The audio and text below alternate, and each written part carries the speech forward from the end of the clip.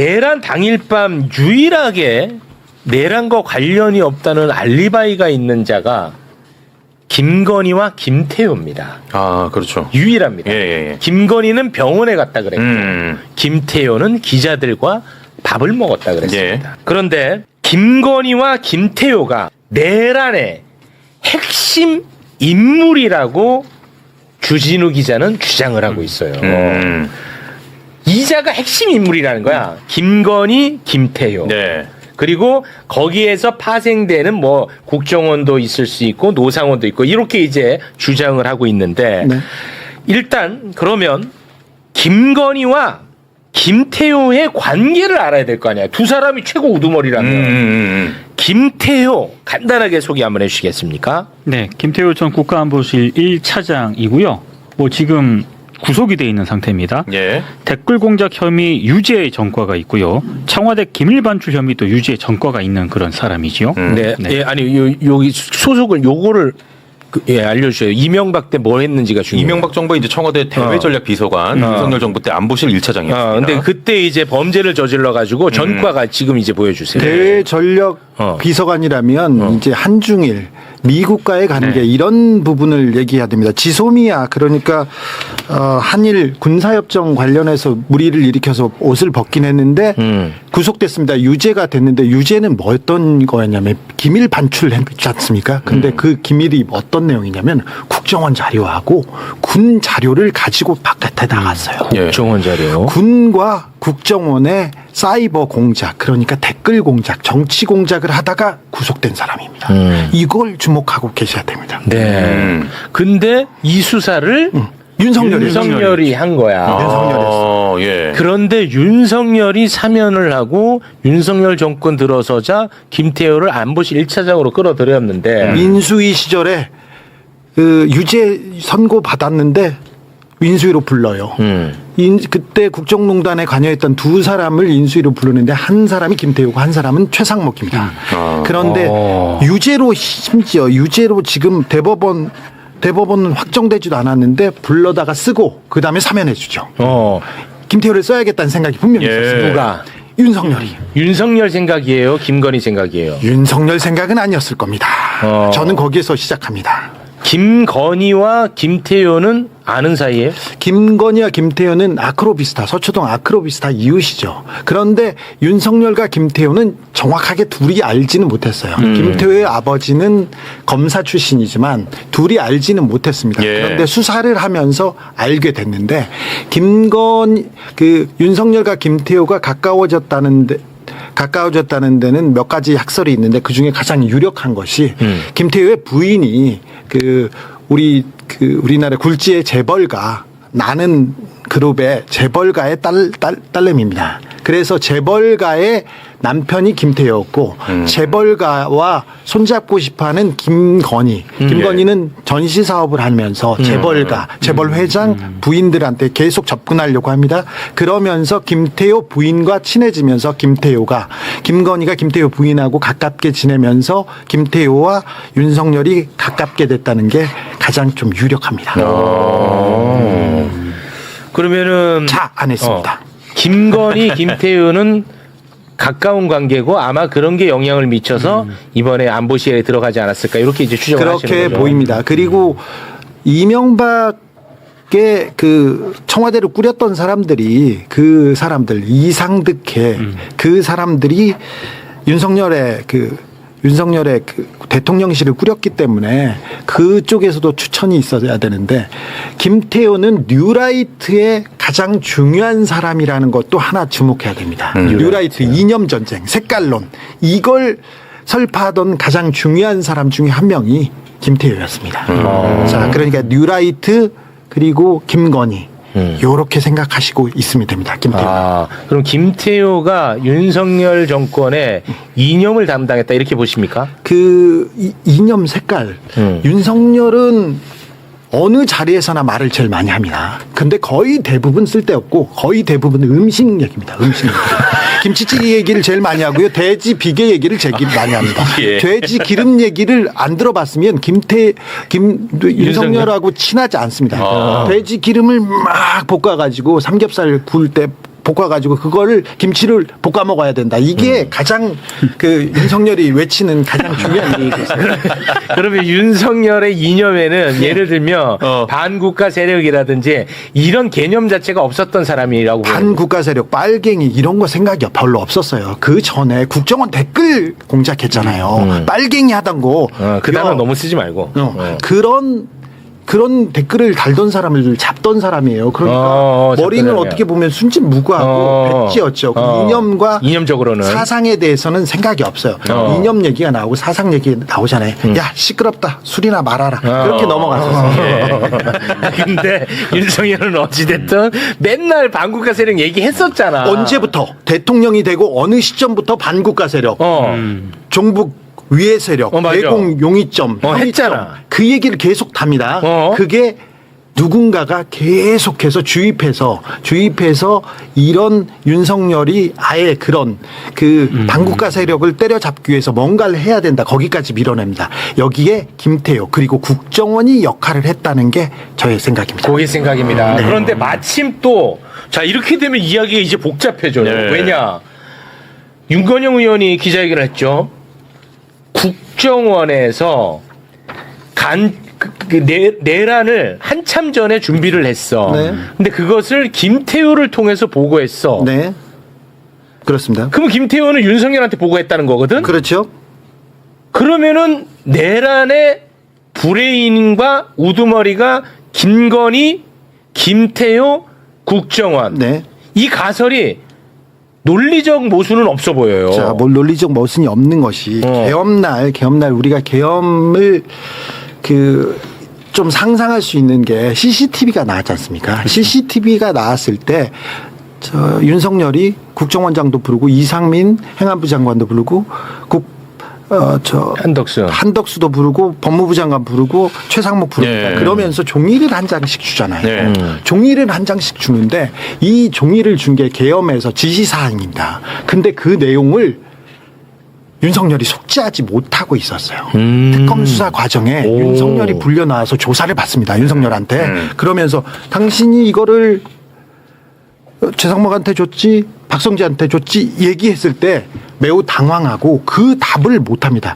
내가 모르고 김용현이 줬지 김용현이 줬을 거야 그러면서 아이고 잘못됐네 이렇게 당황합니다. 그러면 지금 윤석열이 이걸 다 지시하지 않았다는 반증이 됩니다. 윤석열은 잘 모르고 있다. 다 기획하지 않았다는 방증. 워낙 큰 문제여서 잊어버렸다 그렇게 생각하지는 않는데 누군가 적어줬습니다. 자 계엄이 터지면 이거 자 행안부는 뭘 해야 됩니까? 법무부는 최상목은 뭘 뭐 해야 하고. 됩니까? 최상목은 뭘 해야 됩니까? 박성재 뭐 적어서 하고. 줬어. 그 내용을 몰랐다는 거예요. 오. 자 그러면 윤석열은 선포는 했는데 몰랐다. 그럼 누군가가 기획한 사람이 있다. 있다? 이렇게 생각할 수 있죠. 그렇죠. 그렇죠. 누가 적어줬을까? 누가 했을까? 그런데 김용현과 노상원은 이렇게 말하면 안 되는데 머리가 좋지 않아서요. 국방부 내용도 잘 모릅니다. 그래서 노상원을 불러다가 노상원한테 시키죠. 시켜가지고 노상원 네가 머리가 좋으니까 잘 해봐라. 무속에도 능하고. 그래서 이렇게 얘기하는데 군을 넘어서는 일을 합니다. 내란 특검에서는 수사를 하다가 어찌해든 지기현 판사가 판결하는 걸 보면 너무 화나서 계엄 2, 3일 전에 우발적으로 국방부 사람들 군인 몇 명하고 내란을 저질렀다 이렇게 보지 않습니까? 지기현이 그렇게 그런데 그거 말고 국방부 말고 다른 부서로 움직이는 거를 다 움직였어. 이번에 국정원에서 보면 우리가 국정원법 때문에 못 움직여요. 그런데 대공수사권을 대통령이 명령하면 우리가 움직일 수 있어요. 이 얘기를 사전에 여름에 준비했었고요. 그 얘기를 다른 부서에도 다른 계엄이 있었을 때 다른 부서, 다른 조직도 어떻게 움직여야 된다는 거를 알고 그랜드 디자인을 한 사람들은 따로 있었습니다. 국정원을 넘어서는 조직입니다. 그게 아마도 김태효, 김건희가 아니겠느냐. 그렇게 이제 연결이 되는 겁니다. 우리 봉주 기자님. 근데 일단 중요한 거는 이제 어제 뭐 홍장원 차장 조태 뭐 다 기소를 했잖아요. 기소했죠. 기소를 했는데 이 홍장원 차장 공소장을 보니까 저는 뭐 우리가 특검이 말하지 않은 뭐 큰 게 있나 보다 그런 생각 했잖아요. 근데 되게 웃긴 게 여태까지 언론 보도에 나왔던 거랑 어긋나는 것들이 있더라고. 오히려 큰 거는 없고, 큰 거는 없고. 참고로 공소장을 입수를 하셨나 보네요. 공소장을 두 분 다. 봐서 지금 언론에 기사들이 나오는데 어제 어제 이제 그 변호인한테 전달이 됐어요. 어제 공소장이. 그래서 봤는데 3번 자료 보시면 일단 공소장의 내용은 자, 참고로 우리 두 기자님은 네. 보는 하나의 공소장을 보는 관점이 두 분이 정반대입니다. 참고로. 네, 지금 큰 얘기는 제가 했고 지금 국정원 내로 들어가서 국정원의 1차장 얘기를 하고 있는 겁니다. 그렇습니다. 맞습니다. 그러니까 지금 여러 가지를 한 5가지 혐의, 내란 중요임무 정사 혐의를 뭐 이제 공소장에 써놨어요. 이렇게 저렇게 써놨는데 중요한 것은 조태용 원장의 지시를 받들어서 부서장들에게 지시를 했다. 홍장원이 예. 여러 지시를 했는데 거기에는 뭐 경찰청이나 방첩사와 연락망 구축 이런 거 언론 보도 다 나왔잖아요. 그리고 미국 CIA의 개헌 배경 설명 뭐 이런 거 있었잖아요. 근데 되게 웃긴 게 뭐냐면 이 공소장에 1번 자료를 보시면 CIA가 그렇게 많이 보도가 나왔잖아요. 네. 공소장 22쪽에는 조태용이 김태호한테 이제 얘기를 듣고 지시를 해가지고 홍장원한테 야 CIA의 계엄의 정당성을 설명해라고 홍장원과 조태용을 공범으로 묶어놨습니다. 그럼 홍장원은 이 혐의가 있는 거잖아요. 근데 다음 장에 보면 홍장원의 개인 혐의가 있거든요. 개인 범행에서는 이 CIA 건이 빠져 있어요. 그러니까 제가 뭔 생각을 드냐면 이거 왜 이렇게 했지? 공소장 안에서 어긋나자 모순점이 있잖아요. 모순점이 또 있는 데다가 또 내용을 보니까 자료 2번 보시면 그럼 CIA한테 무슨 설명을 했지? 이게 지금 언제 설명합니까? 개헌 끝나고 비상계엄 해제 의결되고 나서 다음 날인가 다다음 날에 한 거 아닙니까 이게? 계엄이 정당했다라는 거 그러니까 아니에요? 정당한 내용을 했어야 될 거 아니에요. 근데 실질적으로 CIA한테 설명한 거는 계엄의 정당성을 얘기한 게 아니고 계엄이 이제 해제됐으니까 우리 미국과 우리의 관계는 아무 문제가 없고 해왔던 대로 잘 해가자 이 내용을 얘기하는 거예요. 이 내용도 계엄의 공소장에 들어가 정당성이 있어요? 공소장에 있는 거예요. 아, 그래. 그러니까 제가 이걸 보면서 이걸 가지고 법정에서 어떻게 유죄를 이끌어내려고 하지라는 생각이 들고 이 특검이 의심하고 있는 혐의를 다 인정한다 하더라도 홍장원이 뒷단에서 한 행위가 있잖아요. 12월 6일에 국회 정보에 가서 체포명단 폭로하고 네. 여러 가지 일들을 했는데 이게 만약에 내란 특검에서는 이런 것들을 감안해서 기소를 안 했다고 하는 것인데 종합특검에서 했다고 했는데 만약에 이게 나중에 무죄가 나올 것 같거든요. 제가 볼 때 이렇게 되면. 예? 자 나왔다. 자 나왔어. 전혀 시각이 달라요, 두 분이. 자 나왔다. 지금 자 나왔어. 공소장을 분석했는데 공소장에서 보는 게 좀 달라서 달라, 그런데 두 사람이. 홍장원에 대해서 지금 그 CIA한테 지금 당위성을 얘기했든 나중에 설명했든 이 부분도 그래 그런데 중요한 거는 홍장원의 부서에서 홍장원 부서입니다. 1팀에서 경찰과 컨택 포인트를 구축해서 직원 파견을 준비했다는 거예요.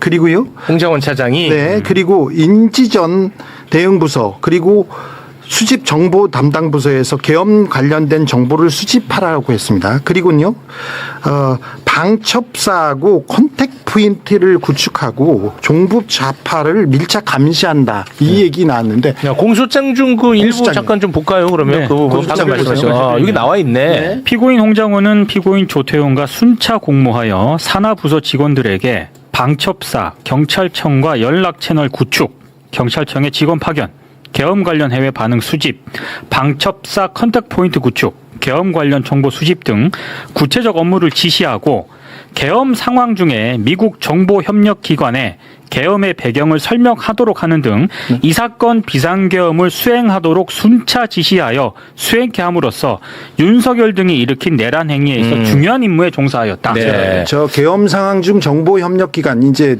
저 봉지욱 기자가 얘기한 거 저건 접어두고 자 저건 따져보자고요. 따져보고 경찰청에 사람을 파견하고 방첩사에 컨택 포인트 파견하고 종북 좌파 감시하고 이거 다 국정원법 다 위반입니다. 근데 우리 제작진이 검찰을 참 좋아하네. 저 검찰 아니 특검입니다. 특검입니다. 특검 네. 공소장인데 근데 저게 이게 왜 문제가 있냐면 특검이 수사를 할 때 진술에만 의존할 수는 없죠. 물적 증거가 있어야 되잖아요. 그 물적 증거라는 것이 국정원 말단 직원이 부서장한테 받아 적은 거예요. 메모.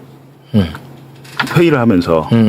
근데 만약에 홍정원이 그 말단 직원한테 직접 지시를 해서 적었다면 이게 직접 증거가 돼요. 근데 과장을 통해 가지고 아니면 부서장을 통해 가지고 그러니까 전원의 전원이 이게 전문 증거는 이게 증거 채택이 안 되잖아요. 네. 근데 더 웃긴 거는 A 직원과 B 직원의 메모가 달라 내용이. 부서장이 다르니까.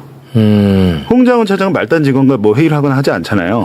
근데 부서장들이 가서 이제 자기들의 얘기를 하면서 홍장원 차장이 지시다 이렇게 얘기를 했을 가능성이 있는데 메모의 내용이 지금 증거라는 건데 그렇다면 이 직원들의 여러 직원들의 메모가 일치해야 되는데 이게 다릅니다. 달라요. 그러니까 거기에는 부서장의 생각도 있는 것이고 아. 이게 지시도 있는 것인데 저는 그래서 다 인정하고 다 했다고 하더라도 저걸 했다고 쳐. 근데 홍장원 차장의 당시에 그 폭로가 없었으면 2차 탄핵안 가결 안 됐습니다. 아, 그거는 불가능했어요. 그래서 저는 그거를 공과가 있다고 하면 특검에서는 형량거래할 수 있도록 넣어줬잖아요. 그건 허용을 이견이 했잖아요. 없어 두 분은. 그렇죠. 그거는. 홍장원의 그 진술과 그리고 폭로는 영웅적인 일이었습니다. 그건 이견 그래서 없어. 여기는 존중받아야 됩니다. 그런데 내란에서 국정원이 조직적으로 조태용이 뭐라고 했냐면은 야 우리 을지 연습한 대로 해라. 맞아.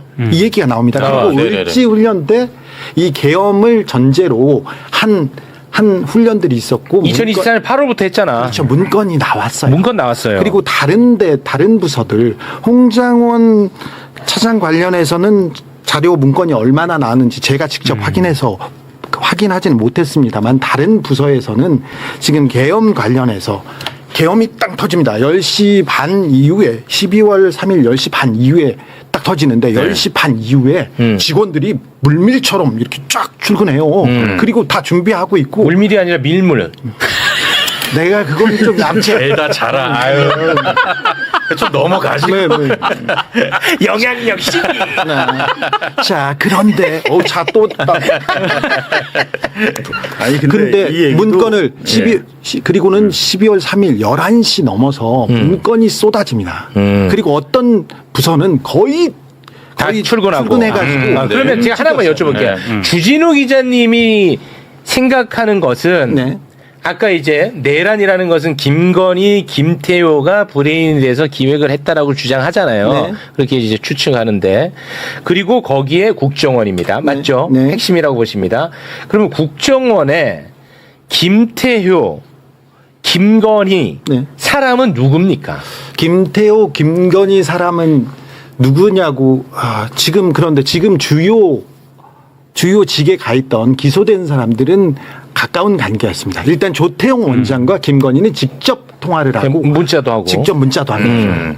계엄 전날에도 했습니다. 맞아. 계엄 전날에도 했습니다. 그리고 홍장원 차장 김태효가 누구한테 지시를 받고 누구한테 보고를 받았느냐 그 여러 사람이 있겠지만 홍장원 차장과 김태효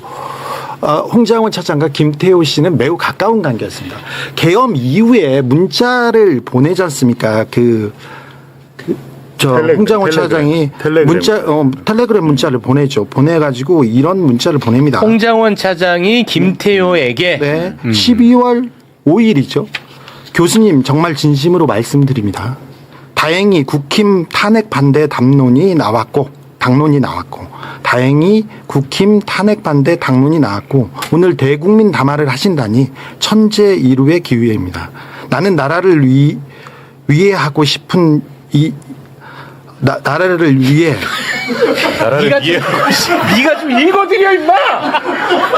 까닭눈이란 말이야. 이 정도는 잘하실 줄 알았지. 그러니까 돋보기. 취지가 중요한데. 문제가 자, 잠깐만. 12월 5일에 네. 홍장원 차장이 김태효에게 보낸 텔레그램의 취지는 네. 윤석열 탄핵 안 돼서 다행이라는 거야. 탄핵 안 돼서 다행이라는 얘기야. 그거를 보여주기 위해서 이걸 말씀하신 거야. 그래서 하고자 하는 말은 김태효, 김건희 국정원이 내란의 핵심인데 홍장원 차장도 거기에서 비껴 있지 않다라는 이야기인 것 같습니다. 네, 저는 그냥 전달만 하는 겁니다, 여러분. 봉지욱 기자는 전혀 다른 생각이고. 제가 왜 그런 말씀 드리냐면 100% 완전 무결 순수한 사람이 누가 있겠습니까? 이 사건 내란 사건에서 우리가 그러면 옛날에 일제 시대 때도 밀정 노릇하다가 막판에 우리 독립지사 중에도 그런 분들이 있어요. 네. 밀정을 하다가 나중에 독립군으로 들어가서 헌신하신 분들이 있는데 12월 5일에 그런 행위를까지 뭐 했다고 쳐도 근데 그리고 공소장 자체 자체가 그냥 짬뽕 모든 걸 다 모아놔서 짬뽕을 시켜놨는데 제가 재판을 받아봐서 아는데 판사가 이 공소장을 보면 고치라고 합니다. 아. 성명 명령을 내려요. 계속해서. 왜? 혐의 사실이 정확하게 특정이 안 돼. 순차적으로 공모를 했다고 하는데 조태용한테 받아가지고 순차적으로 자기가 받아 수명을 해서 지시를 했다는 거잖아요. 그 증거가 별로 없어요. 그 네. 지금. 그래서 재판은 내가 너보다 한 10배는 더 받았으니까. 자, 그 범죄자들 대화 그만하고. 아니, 그러니까 저는, 그러니까 요거는 이제 제가 요건 좀 제 개입을 해서 정리를 할게요. 홍장원 1차장에 대한 평가가 다르다는 건 이미 저희가 얘기를 많이 했어요. 예. 그리고 기소도 됐고. 저는 그 얘기로 에너지를 이제 더 이상 쓰는 것은 이게 뭐 어떤 의미가 있는지 잘 모르겠어요. 네. 저는 이 내란의 실체를 밝히는데 조금 더 애를 써주시면 어떨까. 아니, 그래서 제가 드린 말씀이 뭐냐면 홍장원을 기소하면서 종합특검이 내란은 12월 14일 2차 탄핵안이 가결됐을 때 종료됐다라고 주장을 하잖아요. 네. 그러면 그 전에 당정대 회의를 하고 맞아요. 한덕수와 함께 공동 통치를 발표한 그 내란의 일환으로 보는 거지. 한동훈에 대해서는 왜 참고인 신분이었으며 두 번 안 나오니까 우리 이제 특검 종료되니까 더 못 불러요. 맞아. 이게 말이 됩니까? 그럼 정확합니다. 그러니까 일리 있어요. 이 사람이 잘못을 했으면 처벌을 했다면 그 같은 기준을 공평하게 적용을 하라는 거예요. 왜 거기에 대해서는 손도 대지를 못하고 수사를 끝냅니까? 그런데 네. 내란 특검 때 내란 특검이 수사할 때 제가 김태효가 성균관대에서 강의를 하고 있더라고. 그래서 내가 너무 화가 나는 거야. 내란을 저질렀던 김현태 막 돌아다니고 맞아요. 내란 중요 임무 종사자인데 이 사람 분명히 뭘 했는데 해서 강의를 하고 있더라고. 가서 물었어. 너 내란죄 조사 안 받냐? 뭐 안 받냐? 거기서 다 조사해보고 난 부르지도 않아. 그러면서 태연하게 넘어가더라.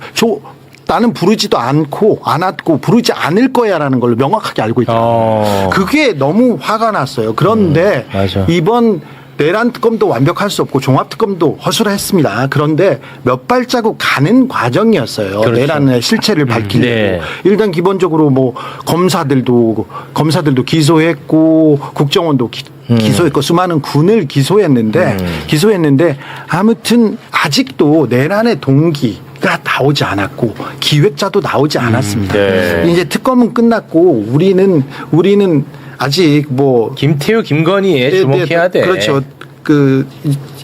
우리는 이제 뭐 취재를 끝낼 생각이 없으니까 네. 김태효는 그리고 김건희가 중요해. 네, 계엄에 어떤 역할을 그게 했는지 핵심이야. 그걸 좀 쫓아봐야죠. 네, 알겠습니다. 아니 그리고 제가 뭐 왜 굵직한 것들을 안 하냐는 거죠. 예를 들면 북침 계획이 문건이 확보했잖아요. 그게 핵심인데. 안 하잖아요. 맞아. 대한민국 국민들이 야 이거는 무인기 날린 수준이 아니고 잠수정을 보내가지고 전쟁을 일으키려고 해군 기지를 북한의 해군 기지를 폭발 문건이 나왔어요. M 계획이라고. M 계획. M 계획. 제가 말씀드리는 거예요 지금. M 계획. 문건의 이름이. 그거 왜 얘기해? M 계획. 대한민국 국민들이 알아야 될 거 아니에요. 윤석열이가 지금 전쟁을 일으켜가지고. 맞아. 그 진짜 이거는 왜 심각해. 100% 외환이잖아요. 수사 안 하고 엉뚱하게 무슨 반란 혐의를 적용하려고 시간 다 보내고 포기하고. 그러니까 제가 볼 때 이런 것들은 한심한 거죠. 반란 얘기 그렇게 하면은 또 김경호 변호사한테 두들겨 맞대. 그 얘기는 하면 안 돼. 그 얘기는 하면 안 돼. 맞다. 나 옆에 있었는데. 안 돼. 그게 아니라. 그 얘기는 하면 안 돼. 나 조마조마했거든. 왜냐면 혈압이 좀 혈압 올라갈 칠 뻔했어. 그 얘기가 네가 판사냐? 쓰러지실까 그 반란 뭐. 그러니까 그거를 애초에 하지 말든지 그거 한다고 시간 세월 내월 다 보내고 나중에 이거 안 할게요라고 이렇게 돼버리면. 알겠습니다. 자, 일단 오늘은 두 분과는 여기서 인사를 나누겠습니다. 어느 정도 그 컨셉을 잡고 있어야 돼, 알았지, 너도. 내란에 대해서. 알겠습니다. 이거 예. 중요한 부분이었어. 일단 두 분과 여기서 인사 나눕니다. 두 분 어서 가십시오. 네. 감사합니다. 징역 12년 선고의 법정 구속 어떻게 보셨나요? 일단 무죄 나온 분도 있고 형량이 더 적은 분도 있기 때문에 전반적인 총평을 드리면 불법에 대한 관대한 처벌은 미래의 불법에 응원하는 것에 불과하다라고 생각합니다. 단호한 처벌이 있어야 되고 특검 측에서 무죄 나온 곳에 대해서는 그 법리를 재검토를 해서 꼼꼼하게 입증을 해주셨으면 좋겠습니다. 그리고 이제 김현태 특임단장으로 돌아간다면 사실 구형 18년도 부족합니다. 국회에 들어갔던 현장 지휘관으로서 역할을 했고 이후에 보인 행태도 매우 악질적인 부분을 생각을 하면 12년은 성에 차지 않는다. 근데 이제 개인적으로 되게 궁금했던 점이 그 이후에 보였던 김현태 단장의 오락가락 행보였는데요. 그러니까 법정 구속 그러니까 이게 무죄가 나올 거라 생각했을까? 저는 아니라고 보거든요. 유죄가 나올 건데 왜 저렇게 했을까라고 한다면 이거는 정말 좀 그 논리적 비약이 있고 내피셜이 있는 부분인데 혹시 유죄가 금방 나올 것 같아서 그 다른 사람들이랑 같이 수용되기 싫어서 정치범이고 싶었나? 아, 오히려 더 머리를 쓴 것이다, 본인 딴에는. 좀 독방 가고 싶어서 그런가? 아. 왜냐면 이게 사실은 무죄가 나올 수 없는 상황이었고 본인 이게 영상이 너무나 남아있는 상황이었고 그러니까요. 뭐 다른 사람처럼 변명이 어지가 없는 상황이었기 때문에 그런데 갑자기 저렇게 하는 게 이해가 안 됐거든요. 왜냐면 양형에서는 분명히 불리합니다. 하지만 혼자 있는 방에서의 기간가 조금은 길어지더라도 어차피 엄벌을 받을 건데 다 같이 요즘에 과밀이 엄청 심한데 거기 있는 것보다 그게 낫다라고 생각을 했던 거야. 나는 그냥 순수한 궁금증이 하나 있고요. 그리고 법정 구속이 됐습니다. 본인은 그때 구속영장이 안 나와서 굉장히 뭐 되게 신나했는데 법정 구속의 타격이 더 큽니다. 야. 뭐 다른 방송에도 자주 말씀드렸지만 예. 그 선고를 받을 때 본인은 되게 큰 꿈을 품고 가죠. 뭐 예를 들어 선생님이 우리 매 때릴 때 영화 바람에서처럼 나는 멋있게 맞을 거야. 나는 흔들리지 않아라고 하지만 바로 한 대 맞고 무너지는 것처럼 예. 이미 딱 섰을 때 뒤에 경위님들이 이제 문을 쓱 막습니다. 아이고. 네, 그때 이미 알게 되죠. 아, 나의 끝났구나. 운명. 예. 근데 앞에 그러면 한 6, 7년 나오고 한 3년 살고 가석방 정권 바뀌면 이런 생각을 할 수도 있어요. 오 마이 갓. 근데 앞자리가 10자리가 나오는 순간 예. 많은 것이 무너졌을 거라 생각합니다. 그래서 지금이라도 좀 반성을 하고 그런 태도를 보인다고 하면 이 이상으로 나오지 않을 거니까 적어도 군인으로서 대한민국의 녹을 받았던 군인으로서 적어도 최소한의 반성을 했으면 좋겠습니다. 네, 그 임금님계 캔디님이 혹시 김현태도 육사 출신이냐 이렇게 물어보셔서 제가 방금 찾아봤더니 김현태 자신의 유튜브인 것 같아요. 참군인 김현태에 들어가면 스스로에 대한 설명이 있는데 육사 56기 졸업했다 이렇게 써놨네요. 역사가 아닌데 707 특임단장을 하긴 쉽지가 않죠.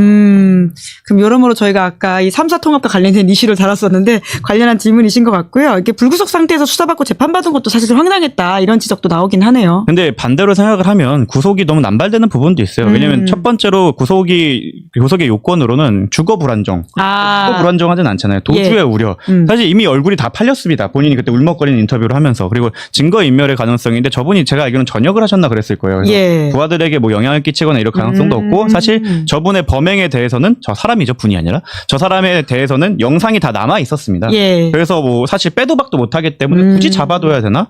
사실 잡아두면 그 구속 기간 때문에 6개월 뒤에 끝내야 되는 압박도 있고. 재판 기간이. 네, 그리고 어떻게 보면 불구속 미결로 예. 편하게 나중에 그 기결수가 아닌 기간을 채워야 되는 부분도 있어서 오히려 법정 구속으로 된 것, 그러니까 구속 상태로 수사와 재판을 받지 않은 것이 예. 본인에겐 더 나쁘게 나가갈 거다. 그리고 이게 만약 특검 사안이면서 633이 적용된다면 빨리 확정이 될 거고 이 사람 아마 별거는 없을 거예요. 그러면 바로 지방으로 이감됩니다.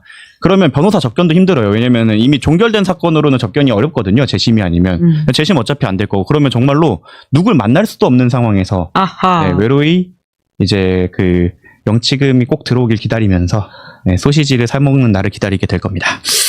지난 12.3 계엄 당시 국회로 제일 먼저 쳐들어간 주력 부대였습니다. 국회 뒷마당에 헬기가 착륙을 했는데 그 헬기에서 내린 병력이 바로 707 특임대 병력이었어요.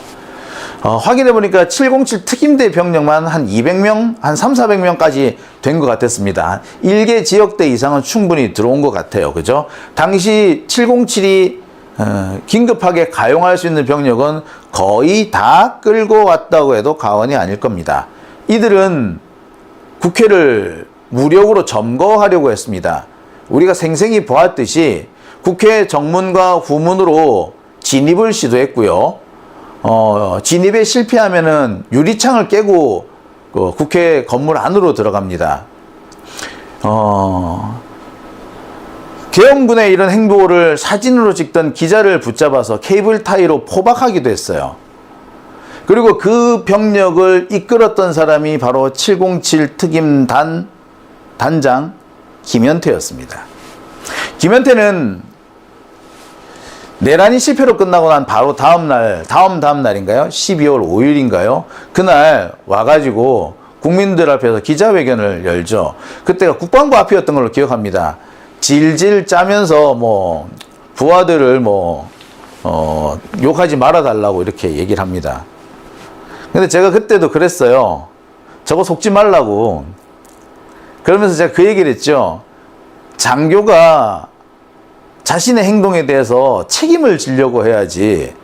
장교가 자기 때문에 부하들이 죽을 고비에 처했으며 내가 모든 걸 책임질 테니까 부하들을 살려달라 이렇게 하는 게 맞지. 어디 가서 질질 짜고 있냐고.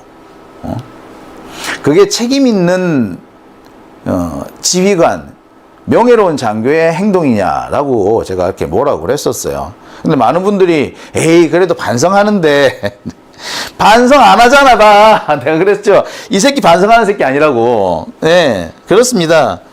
김현태는 반성 안 해요. 네, 아이고 방송에 지장이 있었습니다. 네. 자, 하여튼 이 김현태가 오늘 재판을 받았습니다. 재판 1심 선고가 있었는데요. 징역 12년이 나왔습니다. 평양 가서 김정은 목을 따오라고 만든 부대인데 그 부대가 국회를 쳐들어갔어요. 국회를 침탈했습니다. 그랬는데 고작 징역 12년이라고요. 야, 이거 말도 안 되는 얘기죠. 하지만 제가 전후 사정을 좀 살펴보니까 그나마 징역 12년이 나온 것도 다행이구나 라는 생각이 들었습니다. 아무튼 김현태 오늘 법정 구속이 됐습니다. 그동안 전환기를 따라다니면서 제2, 제3의 내란을 획책하던 사람이었는데 이제 더 이상 그런 짓은 못하게 됐습니다. 향후 적어도 6개월 이상은 감옥에서 반성을 해야 될 겁니다. 기사를 한번 읽어보겠습니다. 서울중앙지법 형사합의 37부는 김현태에게 징역 12년을 선고했습니다. 내란 특검은 김현태한테 징역 18년을 구형했는데 그 3분의 2 선에서 형량이 정해진 겁니다. 재판부는 이렇게 판단했어요. 정당한 상관의 명령을 따랐다며 전혀 반성하지 않고 있고 사실관계를 왜곡하고 조롱하고 있다. 야, 이거 중요한 표현입니다. 전혀 반성하지 않고 있을 뿐만 아니라 사실관계를 왜곡하고 조롱하고 있다. 이게 그래도 징역 12년이 나온 이유인 겁니다.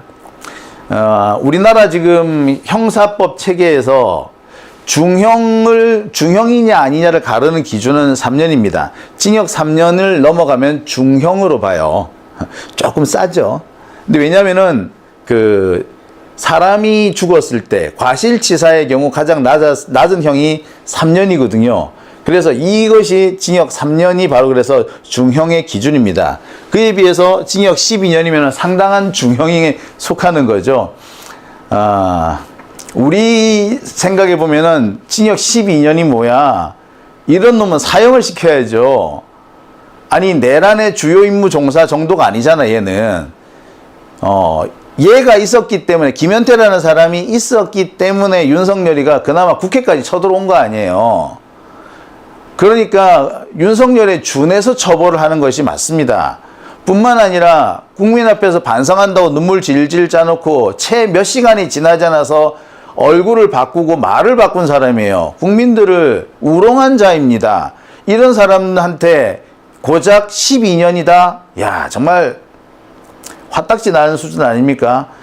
재판부가 지적하고 있듯이 사실관계를 왜곡하고 조롱하고 있다고 한 거 아니에요. 김현태가 징역 12년을 받음으로써 함께 기소된 사람들도 줄줄줄 중형이 나옵니다. 이상현 공수특전여단장, 제1여단장 징역 10년, 그 다음에 김대우 수방사 수사단장 징역 5년, 정보사 김봉규 대령, 정성욱 대령 징역 7년 이렇게 나옵니다. 여기 김현태가 징역 12년이 나왔으니까 김현태보다 조금 가당 정도가 적은 1여단장 같은 경우에는 징역 10년이 나온 겁니다. 특전사 징역 1여단장, 이상현 여단장 같은 경우에는 이 사람이 별을 달고 있죠. 어떻게 보면은 김현태는 대령이고 1여단장은 준장, 별 하나인데 준장이 더 강하게 처벌받아야 되는 게 아닌가 싶습니다만 1여단 같은 경우에는 마지막까지 되게 우왕좌왕합니다. 그리고 몇몇 대대는 진입을 거부하기도 하죠. 그리고 진입 거부하는 부대를 이상현 여단장이 제지를 안 합니다. 그리고 계엄이 해제되자마자 째깍 도망가 버려요. 이런 점들까지 고려해서 그나마 좀 깎여진 겁니다. 근데 여기서 짚고 넘어갈 게 하나 있습니다. 우리나라 공수특전여단 같은 경우는 이게 홀수로 가죠. 1여단, 3여단, 5여단, 7여단, 9여단, 11, 13까지 있죠. 13여단. 7개의 여단이 있지 않습니까? 뭐 15, 17도 있다 그럽디다만 있는지 뭐 나중에 살펴보고요. 그러니까 뭐 7개나 9개 정도의 여단이 있고 그리고 1개의 특임단이 있죠. 707. 이 중에서 가장 최정예는 공수 1여단입니다. 공수 1여단. 제일 먼저 생겼고요. 제일 오래됐습니다. 가장 최정예 요원들이 제일 많은 데가 1여단이야. 그리고 1여단보다 더 정예 멤버로 꾸려진 게 707이죠. 707은 그 특전사 각 여단에서도 에이스들만 끌어모아서 그래야 갈 수 있는 데가 707입니다.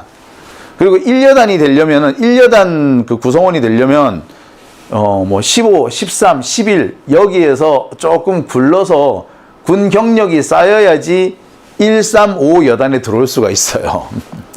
하여튼 뭐 우리가 볼 때는 똑같은 특전사인데 특전사도 이렇게 나름 자기들 사이에 약간의 클래스 차이가 있다는 거. 아무튼 제가 드리고 싶은 말씀은 1여단과 707이면 우리나라 군에서는 최정예입니다. 걸어 다니는 인간 병기들이에요. 근데 이 인간 병기들 다 적진에 보내는 겁니다. 707은 평양 주석궁을 때려 부시라고 만든 거고 1여단은 평양 전체가 평양을 둘러싼 전체가 작전 구역입니다. 가장 중요한 역할을 하는 그래서 전쟁 때 말 그대로 김정은 목을 따오라고 만든 부대인데 이 부대가 국회로 쳐들어가서 국회의원을 잡으러 갔단 말이야. 군인이면은요 자신의 임무 정도는 알 수 있을 거고 임무에서 크게 벗어난 이런 행동을 하게 됐을 때 분명히 고심을 해야 정상입니다. 그리고 내가 하는 일이 과연 정당한지 적어도 별을 달았으면 그리고 곧 별을 달 대령 정도면 알고도 남음이 있죠. 그랬는데도 이 사람들은 참 아무런 거리낌 없이 반란에 가담을 했던 거예요. 징역 10년이 아니라 100년, 1000년도 모자라죠. 법원은 이렇게 판결합니다. 국가안전보장과 국토방위의 신성한 의무를 저버리고 국가와 국민을 위해 사용해야 할 군사력을 개인과 특정 세력의 이익을 위해서 사용했다. 야, 그렇죠. 국민을 위해서 사용을 하고 나라를 지키라고 만들었던 군대가 나라를 때려 부시고 내란을 일으키는 군대로 쓰였다는 건 이거는 있을 수가 없는 일인데 그게 대한민국에서 벌어졌던 거 아닙니까? 자유민주주의 국가에서 용납할 수 없는 내란 범행에 대해 엄중한 책임을 피고인들에게 물을 책무를 법원이 국가와 사회로부터 요구받아 있는 상태고 사건의 중대성에 상응하는 처벌을 통해 다시는 이런 일이 생기지 않도록 해야 한다. 니 같은 놈이 또 안 생기게 하려면 니를 확 죽이는 수밖에 없어 라고 얘기한 거죠. 그래서 징역 시도 말씀드렸지만 아니 봐 국가가 나라를 지키라고 국민을 지키라고 준 군대를 나라를 때려 부시는 데 썼으면 뭐 이런 능지처참 아닙니까? 거열형이잖아. 말 그대로 육실할 놈이잖아 이거. 뿐만 아닙니다. 지금 대한민국 국민들이 이런 내란 범죄를 아주 엄히 처벌해달라고 요구하고 있는 상황인데 법원이 그것을 뻔히 알고 있으면서 고작 징역 12년? 아씨 너무 착하다 그죠? 예. 안타깝습니다. 게다가 이 김현태란 놈이 무슨 짓을 했느냐? 앞서 법원이 그런 얘기를 했죠. 사실관계를 왜곡하고 조롱했다고. 예. 이놈은 진짜 사실관계를 왜곡하고 조롱합니다. 제일 대표적인 것이 바로 이거죠. 이 안기령 대변인입니다. 이 안기령 대변인이 바로 여러분 우리 그때 그 내란의 밤 그날 밤에 특전사 그 1여단의 이모 상사의 총을 붙잡고 이렇게 총 쏠라면 쏴봐라 하고 소리 질렀던 적 있죠. 이게 뭐 전 세계로 타전이 됐었습니다. 바로 이 사건에 대해서 뭐라고 얘기를 했느냐. 김현태가 이런 얘기를 해요. 안기령이 이렇게 총을 잡은 것은 연출이다. 화장까지 다 하고 나왔지 않느냐. 이거 연출이다. 라고 망언을 합니다. 참. 아니, 아유, 진짜, 씨. 아니, 그러면은, 그, 계엄이 벌어질 걸 알고 있었다는 얘기야? 그래서, 계엄이 벌어질 걸 알고, 요이 땅 하고 있다 튀어나왔다는 얘기야? 아이고, 이딴 식으로 얘기를 하니, 응? 판사가 사실관계를 왜곡하고 조롱하고 있다라고 안 하겠습니까? 응? 뿐만 아닙니다. 자유한길단 단장, 이걸 하면서 극우 활동을 아무렇지도 않게 설치됐습니다. 그리고 국방부 징계위원회에 출석해가지고 궤변을 들어놓죠. 자신에 대한 징계심의 내용이 조작된 공소장을 바탕으로 한 것이고 내란은 조작됐고 오히려 부대원들이 두들겨 맞았다라고 주장을 합니다. 그리고 이 주장은 법정에서도 그대로 얘기를 해요. 군인들이 두들겨 맞았대요. 물론 좀 맞았지. 그러면서 뭐 내란은 조작됐대. 지가 한 건 내란이 아니래. 글쎄 이런 주장을 할 수 있다는 게 참 저는 놀라워요. 윤석열이가 이러니까 다 따라하는 것 같습니다. 간땡이가 때려 부은 거지. 윤석열을 비롯한 이런 내란 세력들은 자신들이 조이대를 통해서 조이대만 잘 붙들고 있으면 자신들이 살아날 수 있다라고 생각하는 것 같아. 그러니까 법정에 와서도 반성은커녕 이렇게 뻔뻔스러울 수 있는 게 아닐까 싶습니다. 근데 1심 판사는 너 정말 뻔뻔스럽다 라고 하면서 징역 12년을 선고한 거죠. 뻔뻔스러운데 그럼 징역 12년은 너무 작지 않나? 네, 참. 김현태는요, 사실 초반부터 계속 이상한 소리를 했습니다. 계엄 당일 민주당이 군대를 이용해서 폭동을 일으키려 했대. 민주당이 폭동을 일으키려고 했대. 지가 폭동을 일으킨 게 아니고 민주당이 일으켰대. 이런 어거지를 실제로 국회에 나와가지고 국회 증언으로 합니다. 이게 그냥 지가 뭐 여기저기 다니면서 뭐 개인적으로 뭐 만나는 사람들한테 떠버린 게 아니라 이게 뭐라고요? 국회 국방위원회 가가지고 뻔뻔스럽게 얘기를 합니다. 민주당이 폭동을 유도했다. 아니, 우리는 민주당한테 이용당했다. 그럼 이런, 대한민국 육군사관학교는 이런 놈을 만들어내나 보죠? 저는 가끔씩 서울대를 보면서 서울대 졸업자들은 저런 놈이 나오나 할 때가 있습니다. 그죠? 도대체 학교에서 뭘 어떻게 가르치길래 저런 뻔뻔스러움과 저런 억지를 배워서 나왔을까 싶은데 육군사관학교도 마찬가지 모양이죠. 진짜 여기 댓글에서 어떤 분이 지금 처음 맞아야 된다라고 하시는데 진짜 제가 보기에도 이런 놈들은 맞아야 돼요. 징역 12년이 모자라요. 근데 그 문제는 뭐냐면 김현태는 지가 기껏해야 징역 2, 3년 정도 나올 거라 생각했던 것 같아. 그래서 까짓 거 2, 3년 살고 나오지 뭐 그러면 나 영웅돼 요렇게 생각했던 것 같아요. 징역 12년 나왔다는 소식에 약간 놀라는 표정이었습니다. 놀랬던 것 같긴 해요. 그죠? 근데 참 당황스럽습니다. 그죠? 예. 이 정도면은 징역 12년이 아니라 징역 120년 정도가 나와야 정상 아닌가? 아무리 적게 나와도 징역 20년 가까이 나와야 될 것 같아요. 아니, 국회에서 그날 난동을 벌인 주범이 김현태잖아. 얘가 다 했잖아. 근데 12년이면 아무리 명령을 받고 움직였다고 한들 너무 적은 거 아닌가요? 자, 김현태는 게다가 계속해서 헛소리를 하고 다녔습니다. 707 부대원들이 시민들 때문에 자괴감을 느꼈다는 둥, 심지어 케이블 타이 이게 문 잠그는 용도이지 사람을 체포하는 용도가 아니라고 거짓말하기도 했죠. 근데 실제로 그 특전사가 케이블 타이로 기자를 체포해서 포박하는 장면이 그 생중계가 된 그런 일이 확인이 됐지 않습니까? 예. 아니라고 했지만 증거가 나와요. 그 증거가 나왔으면은 사실 사람이 증거 앞에서는 겸허해야 하는데 전혀 겸허함이 없었어요. 그죠? 그리고 결정적으로 저는 이게 제일 문제라고 봅니다. 김현태는 온갖 헛소리를 다 하면서 자기는 아무것도 안 했고, 뭐 시민들이 자기를 두들겨 팼고, 우리는 아무것도 안 했는데, 민주당이 우리를 이용해가지고 내란범으로 만들려고 그랬고, 막 이렇게 헛소리를 합니다. 그런데 왜 단전단수를 하죠?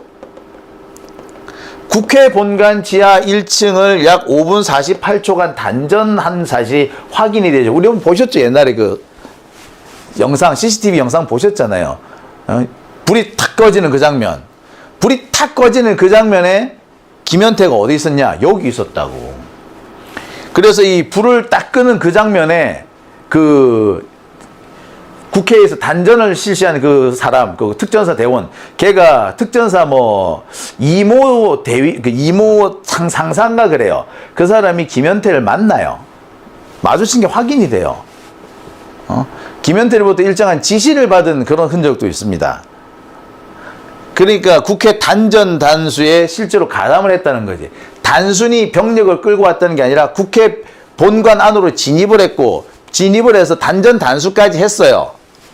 윤석열이가 뭐 메시지 계엄이라고 했지, 메시지 계엄하는데 단전 단수하니? 아이고 확 그냥 진짜 이빨을 그냥 하나씩 그냥 따로따로 다 벤치로 뽑아버렸으면 좋겠어요. 그죠? 다시는 거짓말 못하게. 자, 기사 한번 읽어볼까요? 당시 김현태 707 특임 단장을 비롯한 계엄군 16명이 본관 지하 1층으로 이동해 해당 층의 조명을 차단했고, 이로부터 약 5분 뒤에 근데 계엄 해제 요구안이 바로 이 직전에 국회를 통과했다라는 거예요. 그러니까 자칫 잘못했으면 국회에서 계엄 해제 요구안이 통과되지 못할 뻔했던 겁니다. 이 단전 단수가 조금 일찍 됐고, 지하 1층이 아니라 지상 2층 지상 건물에 대한 단전 단수가 진행이 됐으면 국회가 계엄 해제 의결을 못할 뻔했어요. 요새는 다 전자투표하지 않습니까? 전자투표가 안 되는 상황이 된 거야. 전자투표가 안 되면은 다들 어떻게 해야 되느냐? 수기로 해야 되거든요. 수기로 하면 이게 여러 가지 논란거리가 될 수 있어요. 그러니까 지금 단전 단수를 한 거는 국회가 그 계엄 해제 요구를 못하게 하려고 했던 겁니다. 단순히 뭐 건물을 장악하기 위해서 단전 단수가 아니라 국회가 계엄 해제 요구를 못하게 막으려고 했던 거예요. 그걸 누가 했다고요? 김현태가 했다고요. 그러는데 지가 내가 더 두들겨 맞았어요 이러고 있어? 그럼 단전 단수는 왜 했는데? 단전 단수 했으면 맞아 뒤져도 싸지. 안 그렇습니까? 그런데 징역 12년인, 이제 진짜 말도 안 된다, 그죠? 참. 자, 다시 한번 말씀드립니다. 당시 단전 단수 시행할 때 그 무렵에 김현태가 옆에 여기 있었어요. 그죠? 당시 김현태가 당시 요 사람으로 알려져 있나요?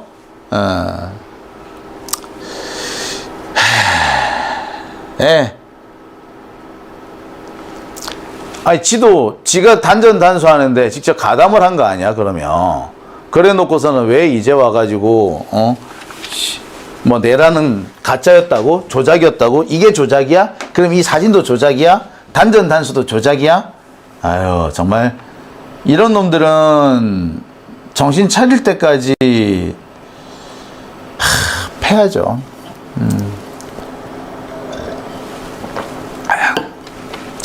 20년 이상은 나와야 된대요, 정상적으로. 그러고 보니 김현태가 전환길이랑 유튜브 하면서 돈을 좀 많이 벌었다는 소식이 있던데 그게 사실인 모양이군요. 응가하는 빠루님께서 돼지 비계로 성렬이 싸다고 때리고 싶다라고 했어요. 예, 아이고, 그렇죠. 아, 그래요. 참 여러 가지 생각이 들어요. 우리나라 특전사의 무장 수준이요, 전 세계적으로 뒤처지지 않습니다. 한때 우리나라 특전사 무장이 너무 빈약하다. 그리고 너무 좀 너무 보급품 위주로만 돼 있다. 전 세계 특전사 그 어디도 보급품만 강요하는 사례는 없습니다. 그러니까 우리나라에서는 너무 보급품만 강요하면 안 된다. 뭐 이런 지적들이 좀 있었어요. 그래 그 뒤에 우리나라 특전사 장비 수준이 엄청 좋아졌습니다. 심지어 사제로 샀는데 괜찮네? 이런 장비가 있잖아요. 그러면 그 장비를 특전사 차원에서 구매를 해서 다시 나눠줘요. 그렇게도 합니다. 그래 장비 수준이 상당히 좋아요. 근데 그 장비를 가지고 평양 쳐들어가라고 했더니 세상에 그걸 가지고 국회를 쳐들어와? 그러고도 할 말이 있어? 입이 12가지라도 할 말이 없어야 정상 아닌가요?